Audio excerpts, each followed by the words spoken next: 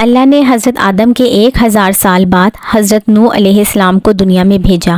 حضرت نوح اللہ کے پیارے نبی تھے۔ آپ نے اللہ کا حکم پا کر اپنی قوم کو بہت محنت اور محبت سے اللہ کا پیغام پہنچایا، لیکن ان کے ذہنوں میں شیطان سوار تھا۔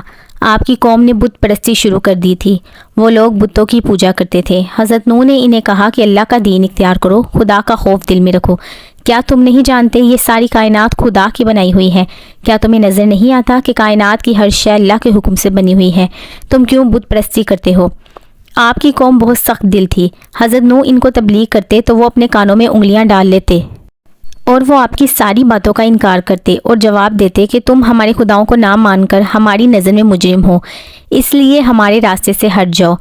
لیکن آپ بہت نرمی سے لوگوں کو سمجھاتے کہ میں تمہارا بھلا چاہتا ہوں تاکہ تم کو آخرت میں نجات ملے، لیکن وہ کہتے کہ اگر تو سچا ہے تو وہ عذاب لے آ جس سے تو ہمیں ڈراتا ہے۔ یہ ان کے تکبر کی علامت تھی۔ حضرت نوح علیہ السلام خدا سے اپنی قوم کے لیے بہت دعا کرتے۔ آپ نے ہر طرح سے اپنی قوم کو سمجھانے کی کوشش کی، مگر آپ کی قوم اپنی ضد سے نہ ہٹتی۔ پھر آپ مایوس ہو گئے اور آپ نے ان کے لیے بد دعا کی کہ اے اللہ ان نافرمانوں سے زمین کو پاک کر دے، اور اللہ نے آپ کی دعا کو قبول کر لیا اور فیصلہ کیا کہ وہ اس قوم پر تباہ کن عذاب نازل کرے گا۔ مگر اس سے پہلے ضروری کام یہ کرنا تھا کہ حضرت نوح اور اپنے آپ کو اور دیگر ایمان والوں کو عذاب سے بچائیں۔ حضرت نوح کو اللہ نے ایک کشتی بنانے کا حکم دیا۔ حضرت نوح اور وہ لوگ جو آپ پر ایمان لائے تھے انہوں نے لکڑیاں اکٹھی کرنا شروع کی اور کشتی بنائی۔ اس علاقے میں کوئی بڑا دریا اور سمندر وغیرہ نہیں تھے، اس لیے ان کی قوم ان کا مزید مذاق اڑاتی کہ بلا وجہ کشتی بنا رہے ہیں۔ اللہ نے حضرت نوح علیہ السلام کو تسلی دی کہ اب جس نے ایمان لانا تھا وہ ایمان لا چکا، ان کے لیے مزید پریشان نہ ہو، اور طوفان کا دن قریب آنے لگا۔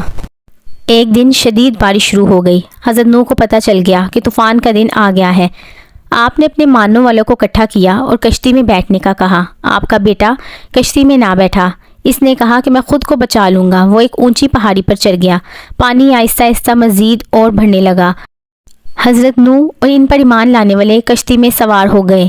آخر پانی کی لہر اونچی ہو گئی اور آپ کا بیٹا ڈوب گیا۔ یہ خطرناک طوفان اللہ کو نہ ماننے والوں کو اپنے ساتھ بہا لے گیا۔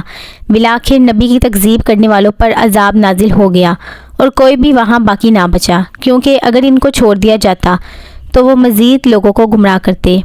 پھر کشتی زمین کے پاس رک گئی۔ کشتی سے باہر آ کر سب لوگوں نے زمین پر سجدہ کیا اور خدا کا شکر ادا کیا۔